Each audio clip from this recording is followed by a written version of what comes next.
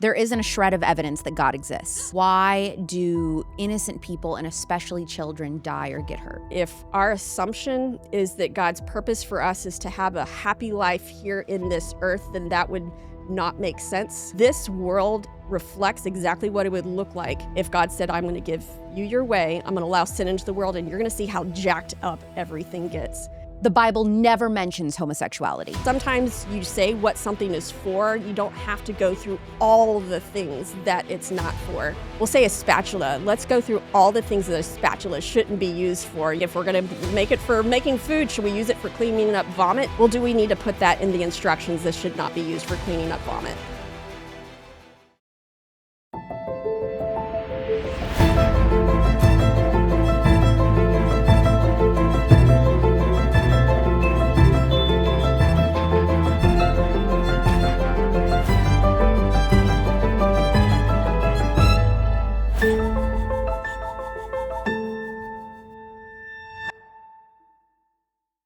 Your kids are familiar with the Bible. They understand that Jesus' death and resurrection paid the price for their sins, so they should be safe in their faith, right?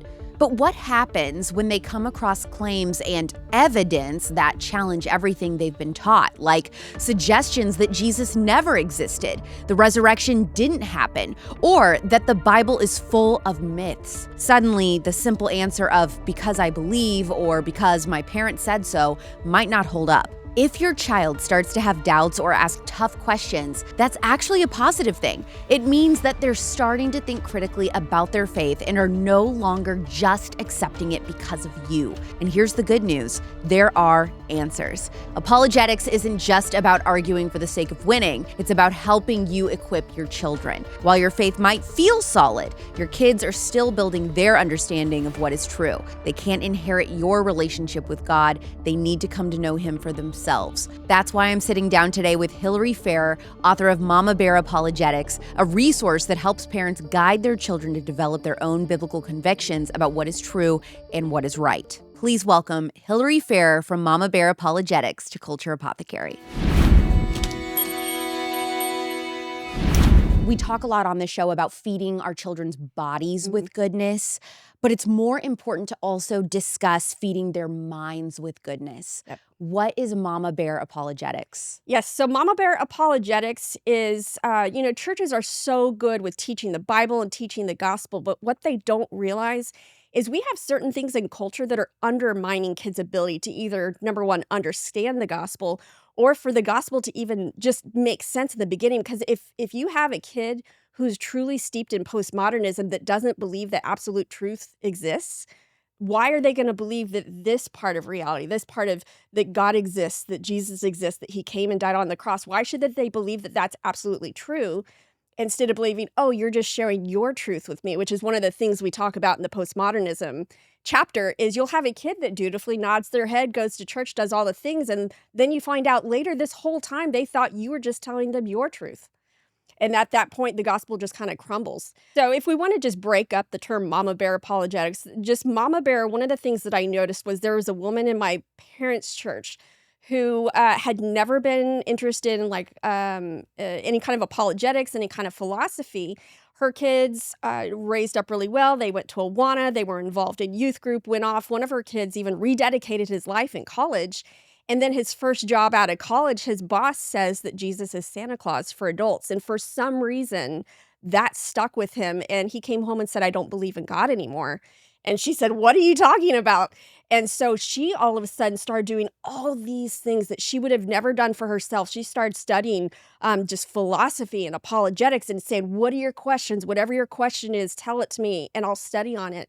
And I thought that's something that we don't normally see. Mama Bear is someone who does something that she wouldn't necessarily do for herself, but when she sees her kid being threatened, she will rise up and do whatever she needs to do. And I thought we need to direct that instinct towards protecting the faith and defending the faith, not just explaining the faith. Kids need to, yes, they need to know the what behind the gospel, but they also need to know the why and the why I should believe it. Why is it this way? And why is this trustworthy? How can I trust the Bible? There's all these beliefs that are going along in culture, things like I can only know truth if science says it, or truth doesn't actually exist, or it shows that I am more intellectually honest when I question everything. Well, no, like, I think it's Chesterton who says, the purpose of having an open mind is to finally close it around something that's true because it's, having just an open mind for the sake of open mind, your brains fall out. Kind of like the mouth. The purpose of opening the mouth is to close it around good, nourishing food. And if you think anything that's closed is therefore closed-minded, yeah, well, then Christianity, again, that's also not gonna make sense because Christianity does claim to know truth. And if you say, "Oh, that's closed-minded," this is another one of those just kinda subtle lies that can undergird, the gospel. So when I first started this ministry, it was just kind of about doing classic apologetics. How do we know that this is true? Um, Very soon, like, I think within a year, I'd had a publisher asking me to write a book, and I thought, "Well, I don't wanna do the books that everybody else is doing." So I went and I collected the books that kind of consisted of a bunch of questions that kids would ask, and so I put all those questions out on a board, and I said, "There's a philosophy that's undergirding each of these, and if we actually address the philosophy that birthed these questions to begin with, we can actually prime kids to be able to think through the faith in a very rational way, in a way that reflects reality and reflects a Christian worldview, as opposed to trying to, I call it play whack-a-mole, where it's like this question comes up and that question comes up, and you're not getting to the root of the issue. I mean, kind of like what you do on this podcast, where you're looking at what is the underlying root cause Mm. of maybe behind some of the diseases that we have. We could sit there and we could spot treat the symptoms, or we could figure out what's the source, what's polluting the body in the first place that is causing these diseases. And so that's really what we're focused on Mama Bear, is we're trying to say, what is the thing that has come in that is eroding that foundation to begin with, and how do we fortify that to where then the gospel really can stay firm in the child's heart and they can be fully convinced this is the truth, not my truth, not your truth, but this is objectively true. And is Mama Bear Apologetics only for moms? Oh, no, absolutely. So, one of the beautiful things about our book is I've heard from so many people that they almost whisper it to me. They're like, "This isn't just for moms." I'm like, "No, it's not just for moms." I've had pastors say that they preached whole sermon series on the books because a lot of the stuff that we see going on in culture, well, guess what? Our kids are living in the same culture that we're living in.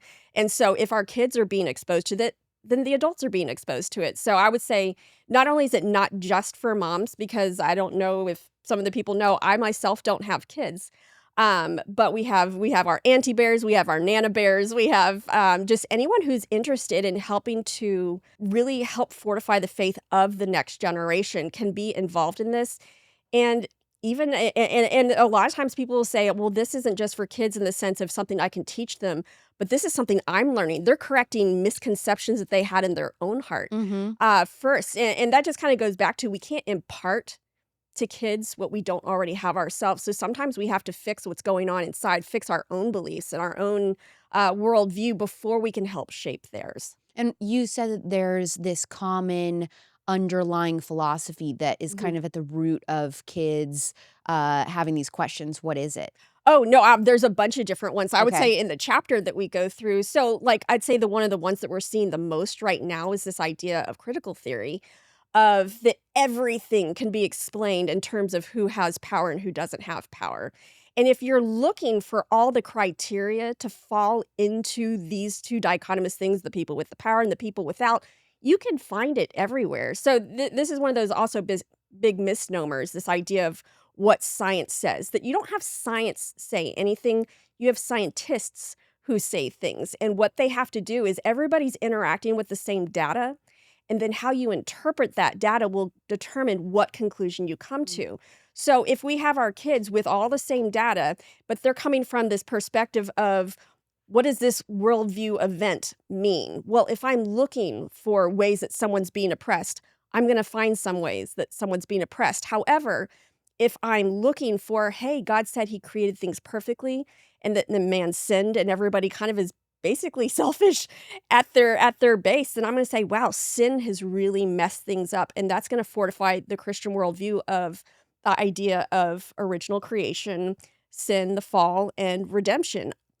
How we interpret the world around us is going to be based on what our starting assumptions are. And what this book does is it says, what are all the different starting assumptions that people can come to the world with, and how would they interpret that, and how can that steer them either away from a biblical worldview or towards a biblical worldview. What is the percent of youth that leave the church after college? Oh goodness, there's so many studies. It can be anywhere from 60 to some have shown even up to 90%. And then you have some that maybe kind of trickle back. And then you have to look at not only who is leaving the church, but if I mean, I'm sure you've noticed there's a lot of churches that are not preaching the Bible anymore. Oh, don't even get me started. And so it's like, even if they claim to be Christian, what Christ are they following? Which Christ are they following? Which parts of the Bible do they actually believe are true? So, one of the other things that we look at is not just who's claiming to be Christian, because we already know somewhere between 60 and 90% walk away from the faith, and some percentage of that never come back. But even the ones that do believe, what do they actually believe? And you'll have things like that Jesus was not the Son of God, or that the Bible is just one source of information about Jesus, or that Jesus didn't actually rise from the dead. And I'm thinking, wow, if Jesus didn't actually rise from the dead, we all need to go home. This is, I mean, my experience, one of my ex-boyfriends, this was the whole thing. He swore up and down he was a Christian. I knew he wasn't, but he would say, I would say, well, do you believe that the Bible is like the inerrant word of God? Well, I think that it's, kind of like myths and fables. And I don't, Jonah and the whale, that was just like a fun story. That didn't actually happen. And so him and I both, greatly disagreed on that kind of stuff. And I was like, okay, so this is what I'm talking about. But it was interesting. He was he was adamant he was a Christian. Yeah. So people don't even know what it means to be a Christian. And those are the ones that are claiming Christianity. The ones that say, I'm not a Christian, we can be pretty certain that they're probably not a Christian because they're saying they're not. So I'm not even looking at the number that are walking away from the church. I'm looking at some of the ones who think that they're Christian, what do they actually believe? And I think it was Barna that said, there's a couple different studies. One of them said that maybe like only 4% of Christians have a truly Christian biblical worldview. And I think it was 17%. Were the ones that would agree to some of the major tenets of the Christian faith. And so we have our work cut out for us in so many different ways. But apologetics, a lot of times people get the idea that apologetics is arguing someone into the faith, which very rarely happens. Apologetics, I think the primary job of apologetics is keeping people who are already Christians from leaving the faith. As my husband likes to say, we like bringing people in the front door, but we haven't bothered to close the back door.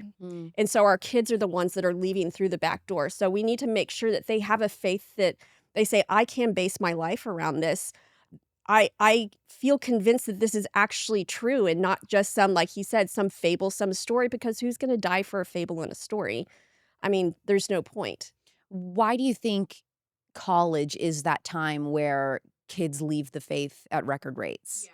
So what we have found is they have actually left a long time before. In fact, there's a lot of sporting companies that realize this, that who the kid is a fan of in third grade will be the team that they're committed to for the rest of their life. Wow. And same thing, we've had different companies come in and studying some of the academic performance of kids, and they're predicting how many prisons we need by some of the behaviors of the third graders. So what we're seeing is usually around third grade, third to fifth grade, is when kids start asking the questions, but they may not know how to articulate them, or the parents just kind of, oh, that's not a big deal. I'll just, let's go get pizza, make them think about something else.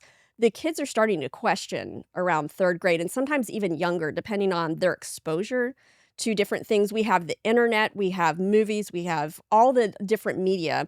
They're having these questions. College is the first time when no one's making them go to church. And so that's the time when they say, well, I'm 18. I've always been told I can do what I want when I'm 18. That's when I'm actually going to leave. But the seeds were planted much earlier than that. And so I think if we look at just college, this is where they're exposed, and where it becomes, we'll say, they can create their own kind of, their own family, their own tribe. You kind of create yourself in college. You find out who you really are apart from your family, apart from the town that you grew up in. You can kind of become the you always wanted to become before you had the ability to kind of part ways from your nuclear family and just the place where everybody knew you to begin with. So college is where we're seeing the fruit of that, but that seed was planted a long time before. So then you really have, I mean, from early childhood to about third grade to really help solidify your child's faith. That is Yes. not a lot of time. That is not a lot of time, and so I would And people, say I think most parents think like, okay, when they're like 12, 13, 14, that's when we can start really talking about why we believe what we believe. yeah. Does a lack of understanding apologetics correlate to deconstructing one's faith? Oh, absolutely. So, like, I would say this I can just share my story. My story is kind of why I do what I do, and that's I was exposed to apologetics probably when I was 12.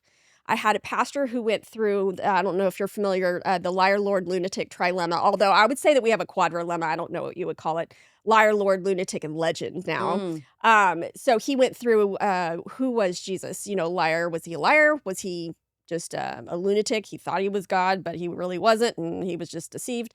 Or was he actually Lord? And so he went through that. Then he went through the evidences for the resurrection of what is any other possible explanation that would make sense with the historical documents that we have from that time. And it kind of like I came away with the idea of like, wow, it would be a way bigger miracle for Jesus not to have been raised from the dead and have history play out the way it did.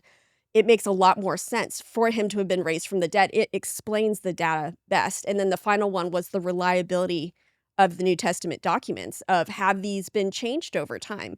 And so when I had those three things, I would say that was the foundation of my faith that no matter what I felt, no matter if things didn't make sense, I couldn't unknow what I knew. And so I felt like I had to check my brain at the door if I was going to walk away from the faith.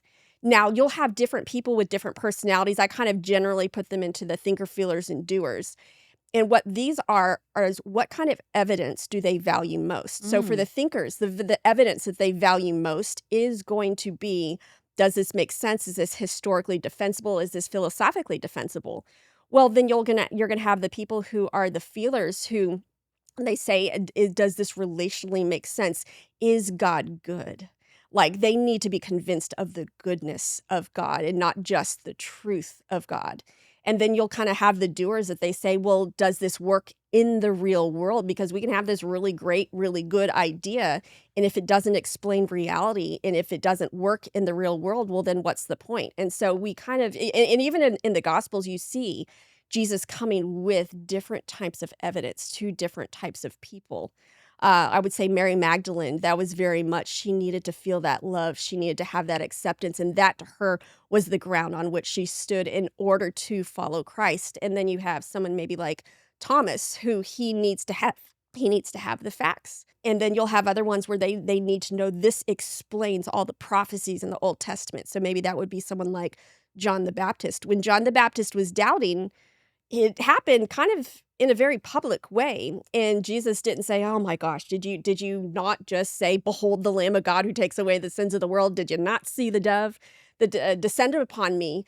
He answered what John valued. He told John's disciples, "Go back and tell John what you've seen and heard. The lame are healed, the blind see, and good news is being preached to the poor." Those were messianic prophecies. That's what John valued. Mm. And so this is part of getting to know your child. What are the things that value? What evidence matters to them? And it might be different for different children. And so we're trying to find all the different ways, all the different evidences that will matter to children in order for them to say, I know that I know that I know. And even when it's unpopular, I'm still going to stake my life on this. Where do you stand on the should children really have to worry about being salt and light argument? Salt and light never has to think about being salt and light. I think sometimes parents want to say, oh, my child is a missionary to the people around them. Unless your child has decided that they want to be a missionary, that may not be happening. So there's something, this guy named David Kahneman, who's a psychologist, he has a book called Thinking Fast and Slow. And he has a statement in there that says the brain has a hard time distinguishing between what is familiar and what is true. So if you have kids that are still in the process of trying to figure out if something's true, they can't always be a testament to that truth. That's putting a lot onto them. And so we need to be able to solidify them first. And then it's like they're not going to feel like salt and light. They will be salt and light if they are salt and light. In fact, I like what we look at the properties of salt and light is to prevent decay Mm. and to expose. So then on that note, do you think that we need more Christian kids in public school, or do you think it's okay that most Christian families are opting to homeschool now? It really depends on the kid. This is what I say whenever I get this question all the time when I speak, and I say, you need to choose your heart because it's really, really hard to combat the 8 hours of day of familiarity that's being taught with a lot of the critical thinking that's going on, and you have to be able to combat that at home, and I know moms that are really good with doing that. One of my mama bears, Amy, is so good with just constantly having conversations with her kids to where her kids, they can call out nonsense in the classroom real fast. It has not made them popular with the teachers, but I'm always cheering them on. So you'll have some kids like that can handle it. But then there's other kids who are the ones that are really, they're kind of like the frog in the kettle. Your heart might be deprogramming them after that time, or maybe your heart is having to do homeschooling, where, I mean, homeschooling is hard, but deprogramming your kid is hard. Homeschooling your kid is hard. Sending them to a Christian school where they think they're a Christian and they're actually not, having to then get them back to understanding how to interact with people who aren't Christians, that's hard. Mm. You have to pick your heart. You have to know what your child is prone to, and don't assume that the way you want them to be is the way they are. How can people be sure to train their children in the instruction of the Lord? I think first off that they have to really have it themselves. And this is one of the things that Mama Bear really focuses on is equipping mom so that she can train her kids. And I would say I do that with the moms. It doesn't mean that the dads aren't as important, but research has shown that when kids have questions, they go to mom first. Like I kind of say this joke at a lot of the things that I talk at. The kid will walk straight past dad, who's sitting on the couch watching TV, and go straight into the bathroom where mom is in the bathtub shaving her legs to ask mom the question. And everybody's sitting there going to testify. It's like all these moms, they know this happens all the time. So equipping the moms, having them understand not only this is what the Bible teaches, but this is why we can believe it's true. You can't, like I said, you can't impart what you don't have. And sometimes, just we've said it on the podcast, sometimes learning apologetics isn't for your own faith. It's not, you're not trying to defend the faith for yourself, but you have to be able to impart this to your kids, anticipating the questions that they're going to ask, knowing the what and knowing the why. They have to know the basics. Like if we were to look at how kids were discipled, basically in biblical times, you had the time where they were just dumped full of knowledge of the Bible. And I think a lot of times we think that just having a Bible story here and there is going to do. We had kids, I think in Hebrew school, they memorized the entire Torah and could spout that out. Now, later on, now they have to say, how do all these different pieces of the Bible interact with each other? Because there's knowledge is knowing the what, wisdom is knowing the when. So there's certain parts of the Bible that we are going to, there's certain times when we need to speak up, but there's other times when we need to be quiet. Do we know the difference between those two? So imparting that wisdom of the Lord, I think, is really making sure the kids know what the Bible says and then how it interacts with everything they're seeing around them. Are they able to make sense of the world? Are you chugging water constantly and find yourself still feeling dehydrated? Maybe your water is void of essential minerals. Okay, I'm gonna be real with you. I used to be that person who would spend hours just chugging water and pretending I was hydrated. Spoiler alert, I was not. But then I tried Taylor Duke's Wellness Electrolytes, and let me tell you, it's like somebody gave my body a whole new operating system. I now drink these babies every single day.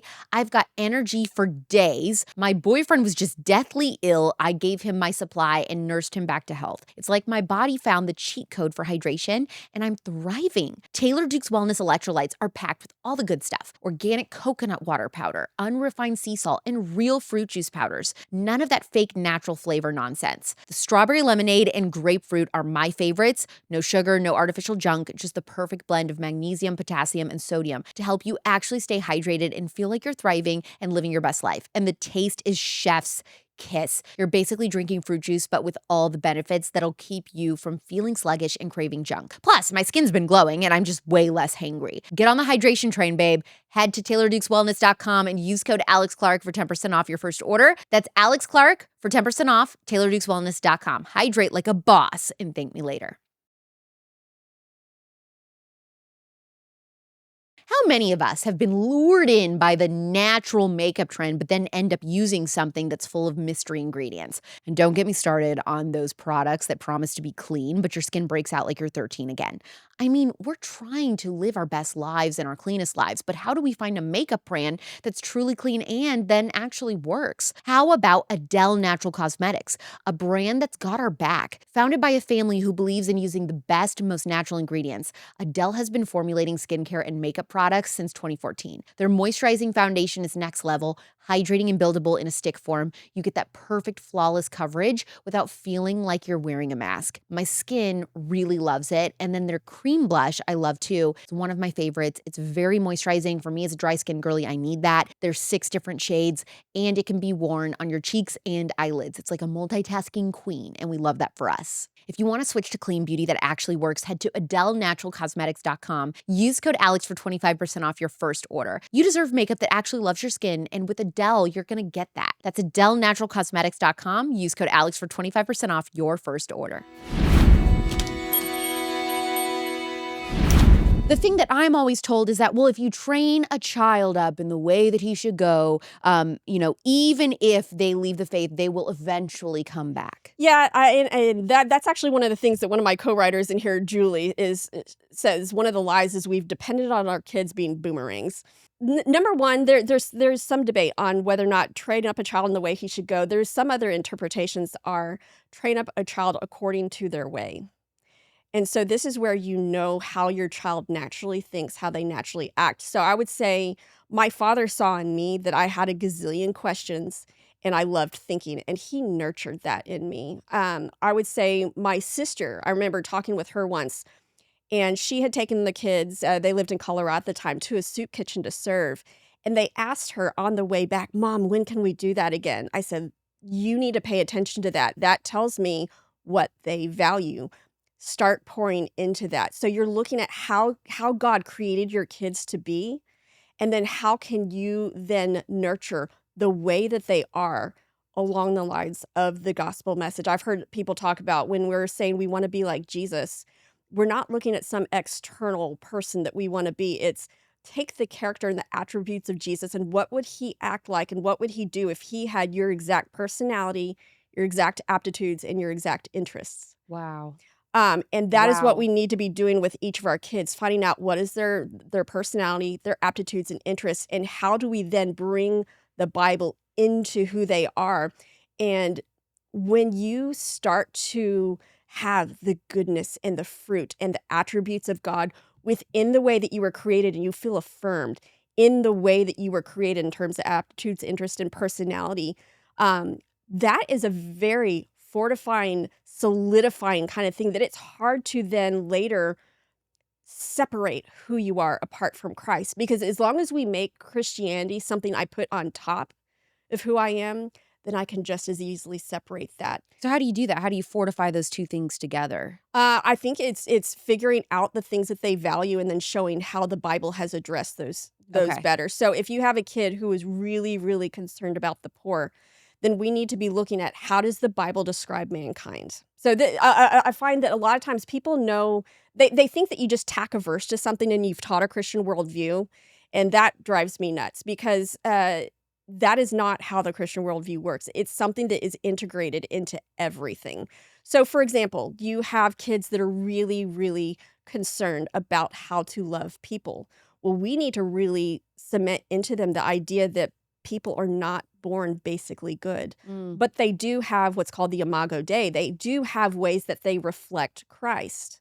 So the way that you go about serving people, if I know that the inclination is usually going to be evil, but there are pieces of them that will be drawn to Christ, how can I draw out that image reflector as opposed to thinking all I have to do is put this person in the right environment and suddenly they're going to be good? Those are two different worldviews that are competing with each other. And if we can train that child up into service and love and showing how that's the heart of Christ, they will make that part of who they are. Now, similarly, if we have a child who is constantly, like me, asking why, it's like my mom gave me, I don't know if your mom did this, when I finally got married, she gave me like all the things, all the old report cards, all the things that she was tired of saving throughout the years. Yeah. And she's like, they're yours now. But I went through all of those. And if you look at in kindergarten, the things that my teacher said is ask lots of questions. My parents met some of my grad school professors. The first thing he said to them was, wow, she asks a lot of really great questions. How are you fostering those questions and saying, hey, guess what? The Bible has answers to this. Because if we just drop everything, if I'm a parent and I'm not a thinker and I say, well, you just have to have faith. Yeah.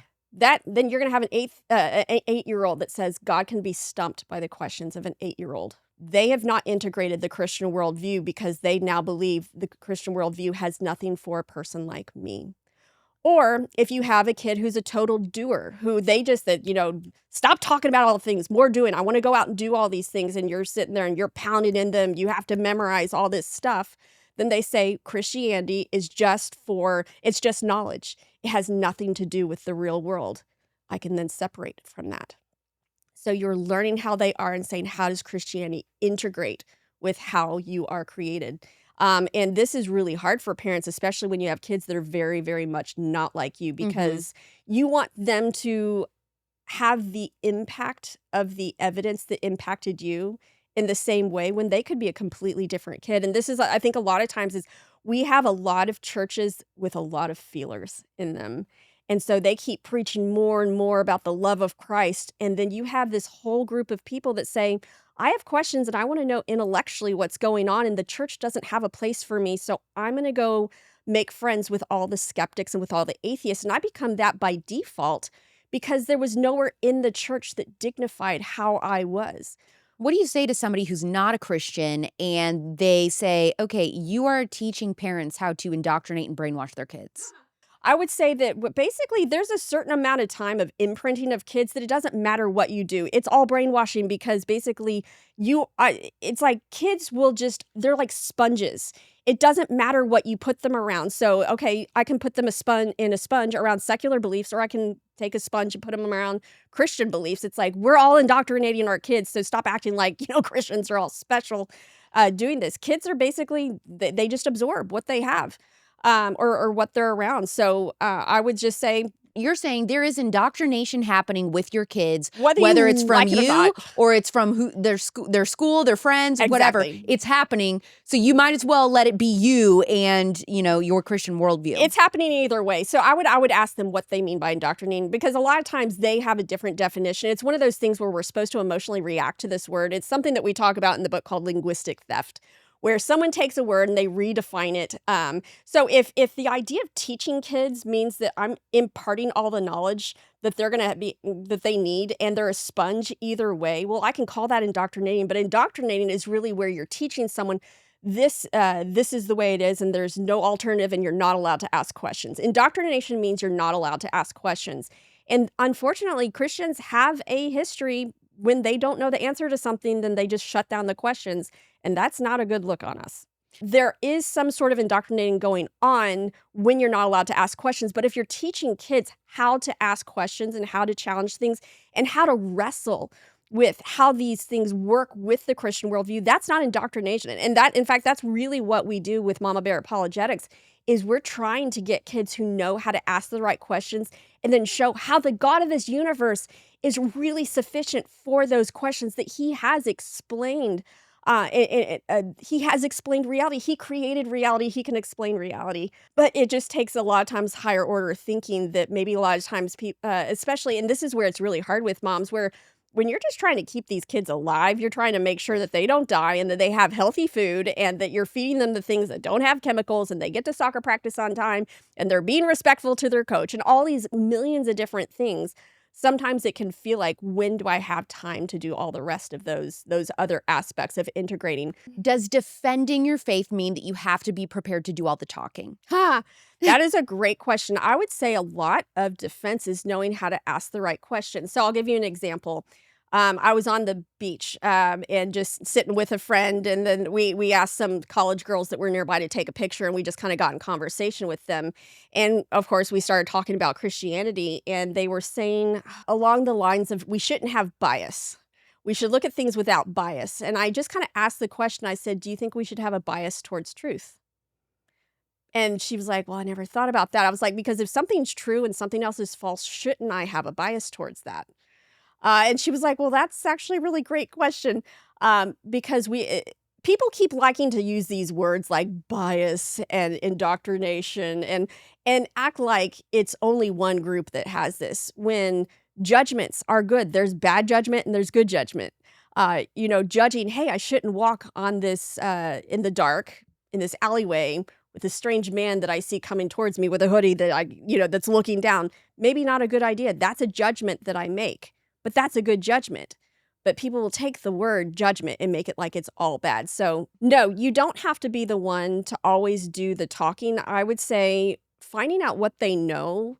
A lot of times you can uncover people with incongruent beliefs that they've never said it out loud. And once they say it out loud, they realize, yeah, that sounds kind of funny. Mm-hmm. So sometimes just exposing what they actually think can be a really good thing. Now, if they have specific questions, that's a good time to be able to answer some of those questions. But I would say most of the time, knowing how to think through things will take you way further than knowing just some dump truck full of facts. I just am curious. So these college girls that were coming over to take your picture, and you said, well, we ended up talking about Christianity. How? I think I started asking them about what they were doing, what they were studying.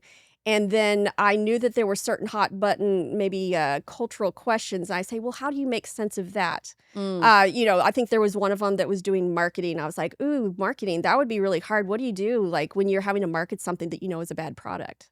Wow. So this is the kind of thing that Christians should be thinking about. If I'm going into marketing, what do I do if something's a bad product? How do I act? How does a Christian act differently? Or there was one that was really interested in social work. And so I was saying, oh, wow, that's really interesting. What are some of the things that you've seen? And just hearing some of the stories and some of the frustrations that she's had with maybe people who had the chance to help themselves but just didn't.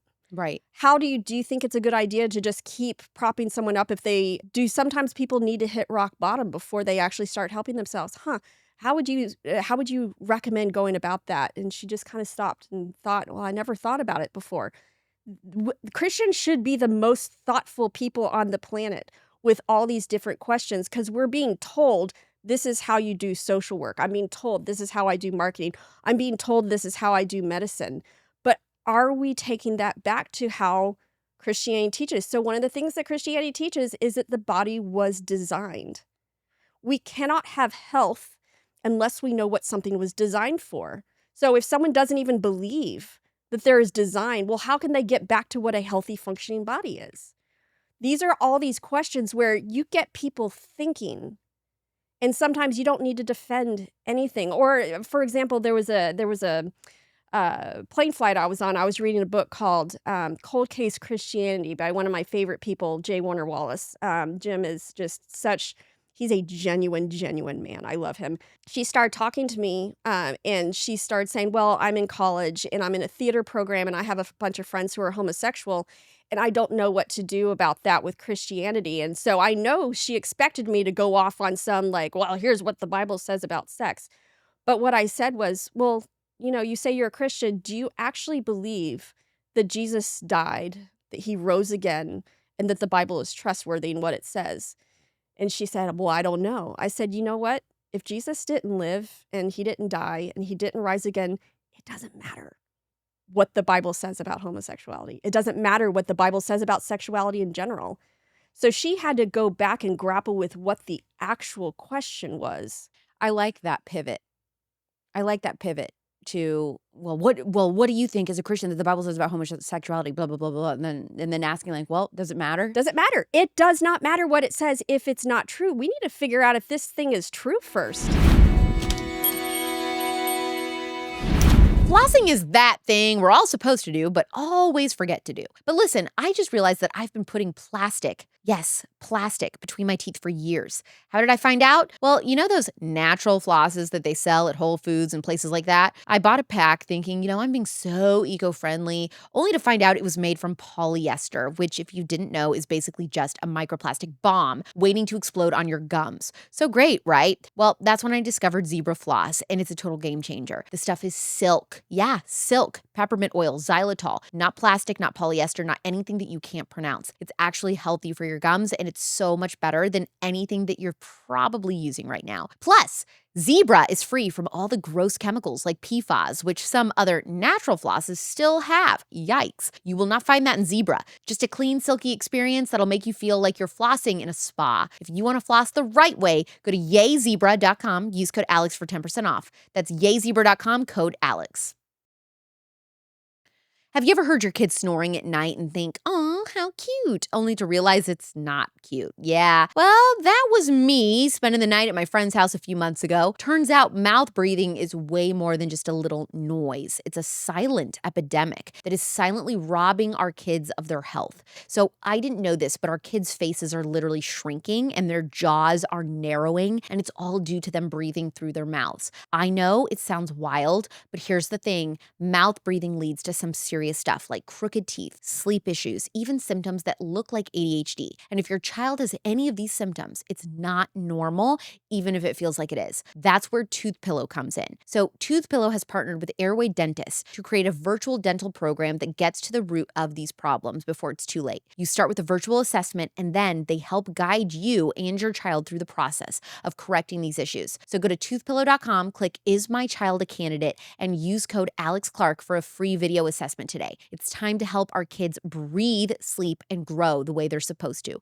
No more Band-Aid solutions. We're going to fix it from the inside out. That's toothpillow.com, code Alex Clark. Okay, so how do you teach a child to defend that the Bible is the true word of God? There's 5 things that I think everybody needs to have in order for the gospel to make sense.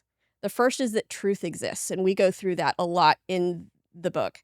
Truth exists, and if it does, says who? So truth exists, that God exists, that Jesus as a person existed, that sin exists and it's real, and that I'm a sinner, and that the Bible is reliable. If we don't have those 5 things and be able to feel like these are absolutely true and I know how to defend them, then it's going to be hard to defend anything else. So this idea of truth, who decides what is true? This is one of those things that we need kids to understand, that absolute truth exists and it can be known, and we know where it comes from. Because people want to say, well, that's where you just have to have faith. Everybody has faith on where they think the ultimate truth comes from. Pick your faith. Don't say I have to have more faith than you have. You're still having to pick where your faith is coming from. If your faith says that it all comes from the human mind and I decide what's true, okay, well, there's a lot of people in prison who've lived their truth and did what they thought was right. Do we really believe that people come up with good things? That's something now we can talk about. Or that truth exists. You would be surprised at how many people say truth doesn't exist. Okay, well, can I fix diabetes by eating ice cream? No, because there's a truth that I need insulin.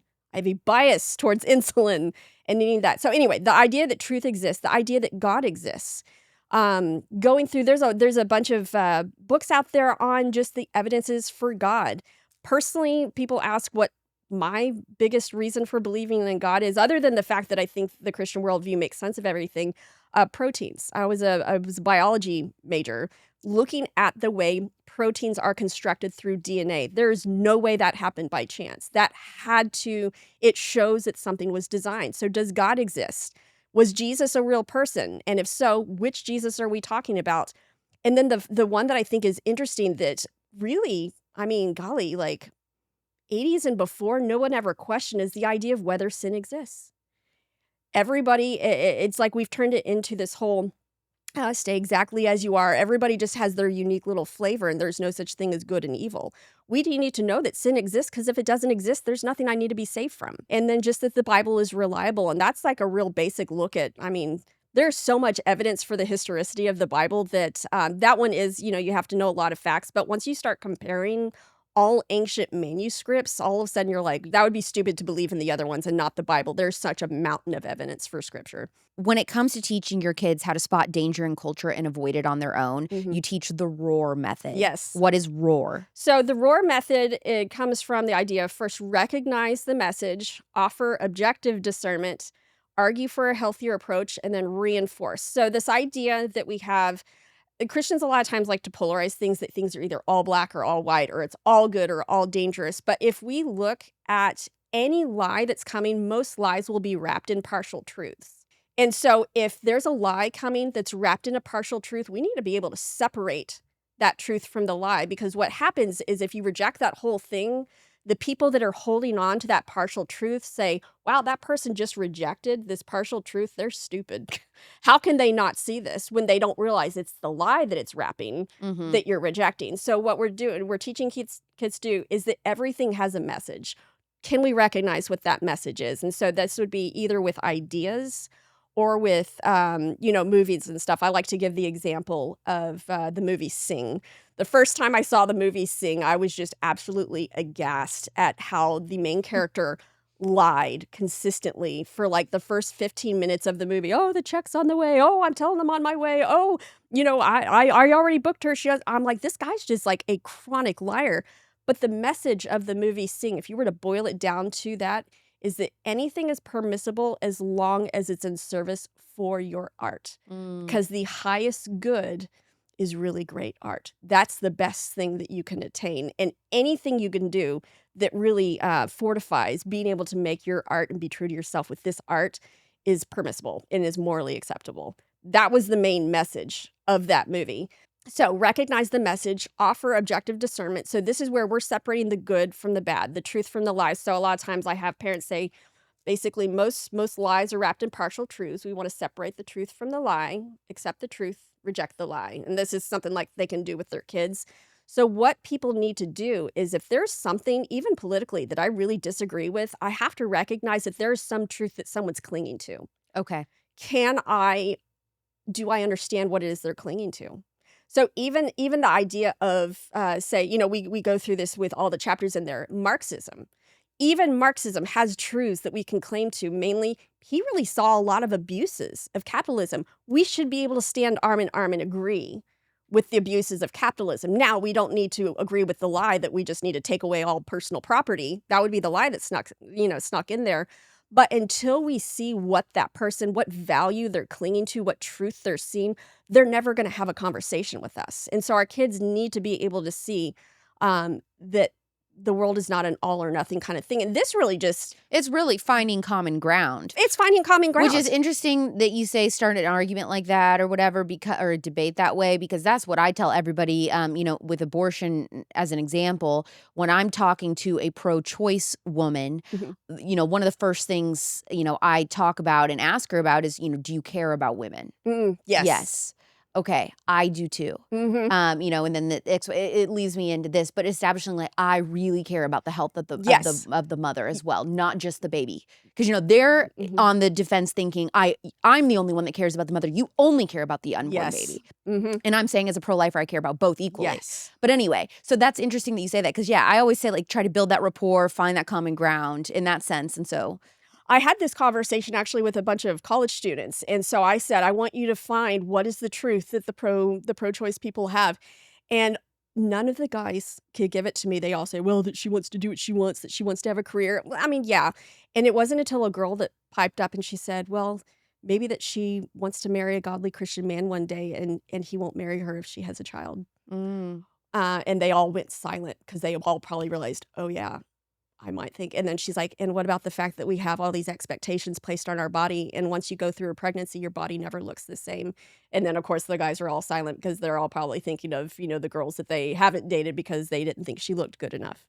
And this girl just went off on all these different things about the fact that, if I had a scholarship and I lose my scholarship and the scholarship is only available for someone who's a freshman, different things like that. So these are the things of ways that a woman would actually be harmed. Now that we have all these things, wow, that's really hard. I can understand where someone's coming from. I can have compassion on that. And I confirm that those are all good things. Now we move to, are there any of these that would require for someone else to have the death penalty in order for me to keep these things? Right. Yep. Because I like to give the example, especially for pro-life things. We're all aware. I can't remember which country it was that said that they eradicated Down syndrome. I thought was it Iceland or something? I think it was Iceland. I was like, it's one of the Nordic countries. Well, yeah, you can eradicate anything as long as you kill off everybody that has them. Who out there would say, okay, we're going to fix this homelessness population? And the way we're going to do that is we are just going to kill all the homeless, and you're not allowed to speak against it, unless you're willing to personally take the homeless person into your home and provide for them. Mm-hmm. Mm-hmm. That is essentially what is going on with pro-life, saying, well, you're only allowed to speak about this if you're the one that's adopting and you're doing all these different things to solve every single problem. You're not allowed to speak against an atrocity. Yes, we should all be able to speak out against the killing of innocent human lives, no matter what. So yeah, again, this would be, we're looking for the truth and the lie that is both there. That way we have that common ground and we have a place. Then you go argue for a healthier approach. And this is where you probably do with the women, that I believe that the the pro-life position is more pro-woman than the pro-choice position is. And then you start saying, I'm arguing for a healthier approach. How has the Bible actually taken this value that you and I both agree on and addressed it better? And that's where we start reasoning through, we need to hang on to this truth, and how does the Bible reinforce that? And then the R is mainly for parents, reinforced through discussion, discipleship, and prayer. Got it. So the discussion, this is where we're talking about all the things. The discipleship, maybe if we're doing the pro-life, we're not just talking about all the arguments for it, but now we're going to serve at a pregnancy place. Now we're actually being the hands and feet of Jesus. We're discipling our kids through that pro-life position. And then prayer, this is one of the biggest ones that I think that we need to realize, that intellectual things need to be addressed intellectually, emotional needs to be addressed emotionally, but there are spiritual forces out there that there is no arguing, and there's no amount of love. There's no amount of anything that is going to defeat that spiritual stronghold. And unless we are praying through that spiritual battle, then we're just going to keep losing the battle. I am humbly coming to you with my tail between my legs. Do I ever admit that I'm wrong? Rarely ever, so you better enjoy this. I said I would never do it, but I am loving a certain skincare brand that does incorporate beef tallow. What? It's Primally Pure. They are my one and only exception for this, because it is so dang good, and it just isn't only beef tallow. Primally Pure is all about clean, non-toxic skincare that actually really works. Like, I am blown away. No chemicals, no fillers, no synthetic fragrances. All of their products have ingredients that you can pronounce, and I love that. They're sourced from regenerative farms. I love that too. Forests, I really love that. And fields, I really love that. And their products are as clean as they come. The beef tallow, okay, so here's what's interesting. Primally Pure's animal-based skincare has a unique makeup that mimics your skin's natural oils, making it far more effective and biocompatible than many vegan skincare options. These hand-picked ingredients like emu oil or beef tallow for skin seamlessly absorb, balance oil production, protect the microbiome, and minimize inflammation. All of their products are created with pasture-raised, grass-fed, and ethically sourced animal and botanical ingredients to feed the skin a more nutrient-dense diet. It's a biological match made in heaven. Primally Pure skincare supports a balanced lipid barrier, a critical component for fewer breakouts and fine lines, creating clear and healthy skin. So this is a huge green flag for me. My new cult favorite products from Primally Pure, get ready, you're gonna wanna write this down, write this down, write this down! The Dry Skin Cleansing Oil. Oh my gosh, use that before cleansing. Their non-toxic vanilla almond body wash. Pour it on me. The Plumping Mist. Now this, I thought, what even is this? It is something that I spray on before every serum. It is my new addiction. The smell, the way it preps my skin, the way it feels, I cannot rave enough about. Also, their natural dry shampoo, which comes in options for light or dark hair. Primally Pure is one of the top clean skincare companies in the world. If you're ready to switch to something cleaner and more effective, head to primallypure.com. Check out the thousands of 5-star reviews from people just like you, from people like me. If they converted me, you know Primally Pure is good. Use code AlexClark at checkout for 15% off your first purchase. That's primallypure.com, code AlexClark for 15% off. And I'm just gonna warn you, you better block out some time, because there's about a bajillion things on this website that you're gonna want. Inevitably, there's gonna be a day where your child completely stumps you with a really hard theology question. Your kid says, science is fact-based, but Christianity is just faith. Science and Christianity don't go hand in hand. How would you help Christian kids demolish these arguments with apologetics? First of all, I would want to look at the history of science, and it was actually from a Christian worldview that science was birthed. Before the Christian worldview, when we had this idea of gods, they were all very, we'll say, capricious. They needed to be appeased. You couldn't predict what they were going to do. It wasn't until the Christian worldview that says we serve a God who changes not, that has moral laws. Therefore, we expect regularity in the world. And it was out of that Christian worldview that we said we should be able to test these forces because we believe that they're going to be regular. That argument only holds water if you don't know the history of science. And that's one of the beautiful things, that science attests to the glory of God. I have my master's in biology. I felt like I worshiped more doing that master's of biology than I did in any of the seminary classes that I did. Just because it's like, I would say the physical world and the spiritual world just have so many kind of parallels to them. It's just this beautiful way. But I would also look at the number of scientists that have Nobel Prizes that are all Christians. And all the early scientists, the Kelvin and the Isaac Newton and the early scientific revolution, it was all birthed out of their Christian worldview. So if someone wants to make the claim that science and Christianity are at odds, they need to defend that claim because history does not defend it. The Bible never mentions homosexuality. There's a lot of things that the Bible doesn't necessarily mention. What God does is he gives us the design. Now this is where I have a recommendation where you play a game. We'll say a spatula. Let's go through all the things that a spatula shouldn't be used for. Like if we're going to make it for making food, should we use it for cleaning up vomit? Well, do we need to put that in the instructions? This should not be used for cleaning up vomit. No, because sometimes you say what something is for. You don't have to go through all the things that it's not for. And I would say the homosexuality, we do have homosexual behavior. What the person is going on is the idea that a homosexual is an identity as opposed to a behavior. And now you need to prove that my sexuality is my identity, because I think that's something that we can debate. But if we want to just go, does the Bible address sexuality? Does it express what sex was created for? And deviations from it. There's a whole long list in Leviticus 20 and 18. And if someone was going to pivot and say, why does Jesus never speak out against homosexuality? It's because Jesus was speaking to people who already had the law. That would be like, why isn't anybody coming over here and telling me the good news of driving on the right side of the street? Well, because we already drive on the right side of the street. It's not something we question. It's something that we already know. So he didn't reiterate that. But you do look at the epistles that were written for Gentile audiences, and they all go specifically into sexuality issues because you had people that didn't have the law, that didn't know. So when it was an audience that already knew, that already had the law, they don't discuss it. When it's an audience that didn't already have the law, then they do discuss it. In fact, there was a point in Acts, I believe, where they say, we have these people that are coming to us and wondering, what do we do with the law for these new Gentiles? And he said there's 4 things that they need to pay attention to.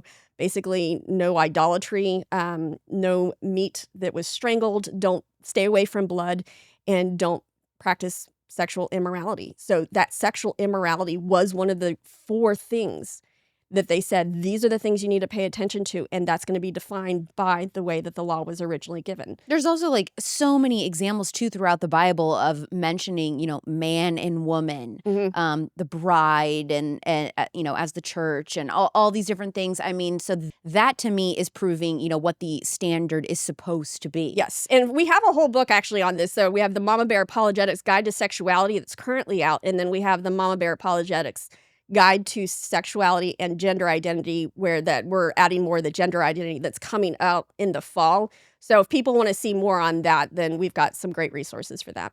There isn't a shred of evidence that God exists. That's actually one of the titles of the book.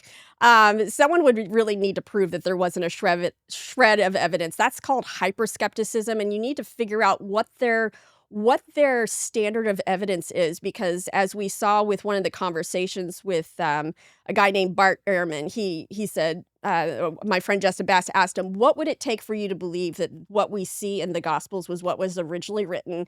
And he gave a standard for evidence that does not exist for any ancient document ever. So that's what you call hyperskepticism. So someone says there's not a shred of evidence, they haven't looked. That's someone who just doesn't want to believe. What about, it doesn't matter who you worship or what church looks like for you as long as you're doing something? One thing that people usually say that people can be sincere, but they can be sincerely wrong. Name me any other thing where it really doesn't matter if I truly believe that, cyanide is good for me. It doesn't matter how much I believe that. That's going to kill me. So this is the person who doesn't believe that there's actual truth and lies. They're just saying that this is all just preference. And so that's another issue. I hear these questions and I hear the 20,000 questions underneath that we like kind of go through and hear of where they came to that conclusion in the first place. That person doesn't even believe in truth. If God existed, then why do innocent people and especially children die or get hurt? If our assumption is that God's purpose for us is to have a happy life here in this earth, then that would not make sense. However, if God's purpose is to cultivate a people who are going to live forever and have free will and never use that free will in all of eternity to sin, then they need a really good lesson on how stupid sin is. And they need to learn that lesson really good if it's going to last for all eternity. And so whatever other method you can think of for preventing this, it has to work on all teenagers. Oh, just write a book. Oh, just give rules. Oh, just show them a movie where something bad happens. Every single example we know, people will still go and try to sin. This world reflects exactly what it would look like if God said, I'm going to give you your way, I'm going to allow sin into the world, and you're going to see how jacked up everything gets, and what it means to have to take responsibility for actions, that your actions have meaning. Because if he just miraculously saved us out of every stupid thing that we ever did, then that's a person who doesn't learn how to not make stupid decisions. How do you know when to speak versus when to stay silent when it comes to defending Christianity? I would look at, is this a genuine question or is it not? I'd say if you're specifically asked about who you are and what you believe, then I believe you're always supposed to speak up. If it is someone who's coming at you with 1,000 different questions because they're trying to just shut you down, we call that game Stump the Chump, and you don't always need to play Stump the Chump. And I would say especially if a person has gone to what we call fight or flight, where they've gone into that real emotional part, where their amygdala is triggered, their frontal cortex is down, that's when the conversation needs to end, because usually, number one, they're not able to take in any kind of reason. And once you start getting into that fight or flight where you're getting emotional and you're not in your frontal cortex, you need to stop talking to, because you'll usually say something stupid. If you are an adult who wants kids, but you're listening to this conversation and you're like, I am nowhere near where I need to be, defending Christianity, should you have kids? Oh, absolutely. I think first is you need to ask, has the Lord called you to kids? And if you feel like the Lord has called you to marriage, then I think you need to say that the Lord has called you to the option of kids. You do need to know that you do what you can with what you have, and then you give the rest to God, because ultimately we can do all the right things and it still fail, or we could do just one right thing and everything else is wrong, and the Lord chooses to use that one right thing that we did. I would say don't let fear keep you from doing what God has called you to do ever. Because if we think it's our actions that we're the one that's going to prevent everything from happening, then we don't really understand the God that we serve. I think he calls us to, he loves that we labor with him, and he calls us to do all these things, but it's ultimately him that's responsible for the final product, I guess. A mom who has a kid in 1st through 3rd grade who is looking at their child and going, I have not set them up to be an apologist, Mhm. and we're approaching this 3rd grade mark where you're saying a lot of their worldview is shaped. What should they do today? Well, number one, I really think you just need to read the book and see what kinds of lies might be coming in that they're not even aware of. And then I would say if there was one thing to do, have purposeful conversations. Have purposeful conversations and be able to look for different places. You don't have to know all the things. You just need to know how to think through things and know how it integrates with the Bible. And ask your kids what they think. What decision would we make based on if the highest good was knowing ourselves? What decision would we make if the highest good was glorifying God? What would those two different decisions look like? Just asking them questions purposefully and talking about it. What has been the hardest theology question that you've heard of a kid asking? That you're like, whoa, that's a good one. we had one sixth grader who asked what the difference was between Gnosticism and Satanism. Oh So my. he was definitely one that had access to the internet. So he, but other than that, usually they're just kind of long answers. And some encouragement that I want to give to parents is, there was, I'm trying to remember who it is, out in Pasadena. What's the Fuller Institute? They did something called Sticky Faith, and they found that one of the things that kids need is not necessarily having all the answers, but just having a place to express their doubts and express their questions. That it's almost like it relieved the pressure. And so I would say be aiming for being able to think through these and give answers, because I think kids are we're going to decide whether or not my future question has an answer based on if any of my past questions were answered. And if none of my past questions were answered, then I stop asking questions because I assume that there's no answer. But at the same time, if we are encouraging them and we're talking through it, it's going to relieve some of that pressure to where the more times that we do kind of answer things, they can say, whatever the question is that's coming up in the future, if I think hard, if I find the right people to talk about this with, it's probably going to have an answer too. And that's really kind of the experience that we're wanting to give them, is that questions do have answers if we find the right people and the right resources. If someone feels a nagging on their heart to start reading their Bible for the very first time, where do you suggest they start? What Bible do you suggest they get?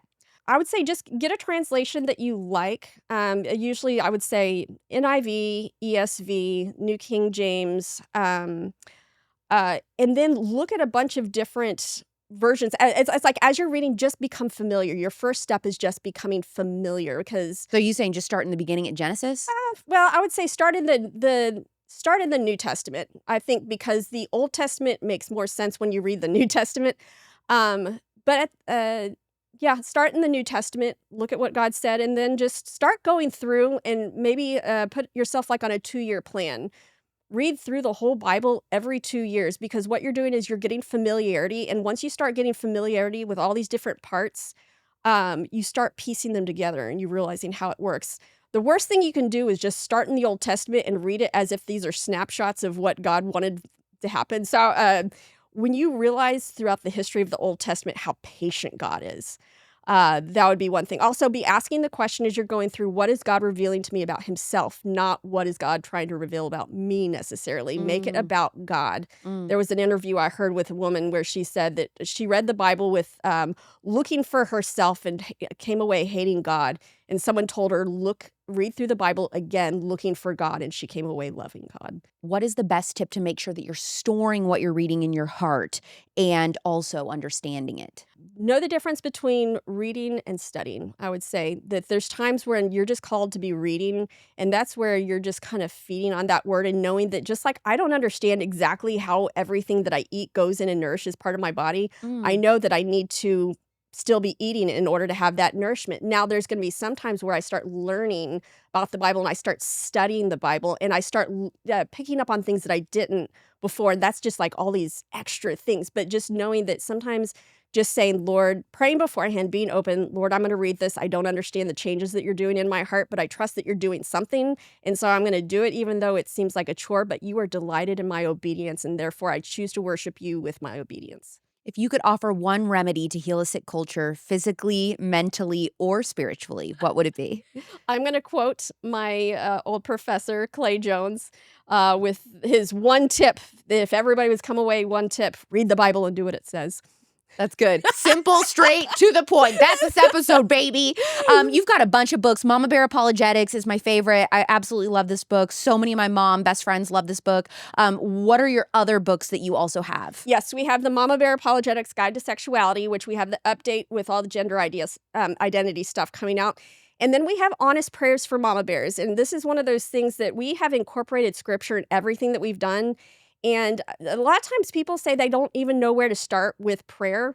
And I think they think that they need to sound a certain way. And I learned that the most effective prayer I have ever prayed in my life was when I was in 9th grade.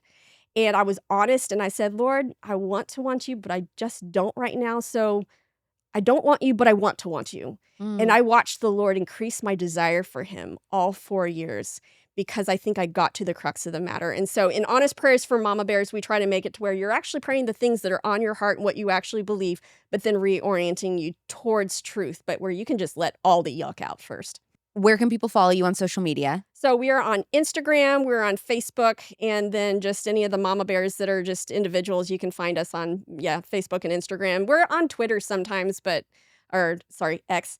We're on X sometimes, but there's just not a lot of discussion that can happen with those. And you guys have a website. Oh, yes. With blogs and stuff. Thank you for telling me about my own stuff. Yes, we have a website. That's probably the best place to go.